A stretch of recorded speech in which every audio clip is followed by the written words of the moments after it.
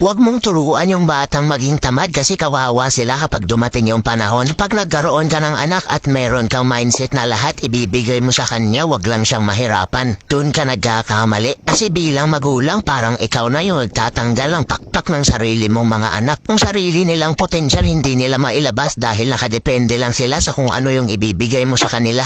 Ipong gagawa na lang sila ng assignment sa school, ikaw pa yung gagawa. Malaki na, hindi pa marunong magsaing, hindi pa marunong magwalis, hindi pa marunong maglaba ng sariling damit. Napakagandang pakinggan kapag magulang mismo ang nagbibigay ng mga pangangailangan ng anak, pero sa kabilang banda may negatibong epekto ito, lalong-lalo na kapag nasobrahan yung pag-spoil sa bata. Yang magulang, isa sa pinakamagandang legasiya mo sa anak mo ay turuan silang lumipad, maging malakas, at matutong tumayo sa sariling mga paa nila. Yung kahit saan sila mapadpad na lugar, willing silang matuto para sa trabaho. Yung sila mismo yung magbabanat ng buto para sa sarili nila.